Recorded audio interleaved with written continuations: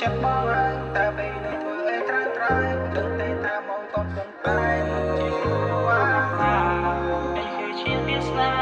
ដែលមកហាត់ជប់តនថាតនេះថារួចយកតែលឺសំឡេងដែលមិនពេលឲ្យគេ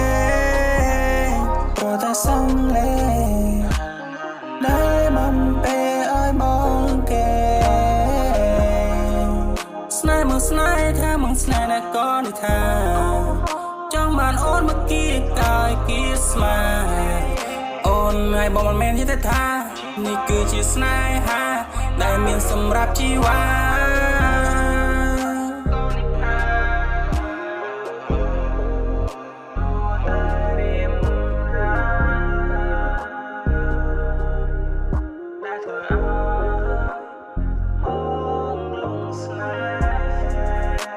ที่ได้ក្នុងចិត្តបងហើយពេលនេះធ្វើអីត្រានត្រៃ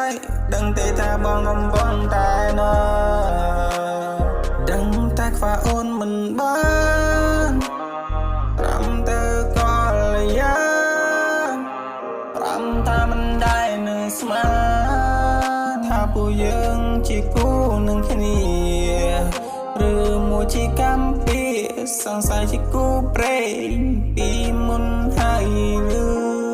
ដែលក្នុងចិត្តបងហើយតែពេលនេះធ្វើអីត្រើយដឹងតែថាមកកំពុងតែនឹងជាវ៉ានេះគឺជាវាសនាដែលមកហាត់ជប់ត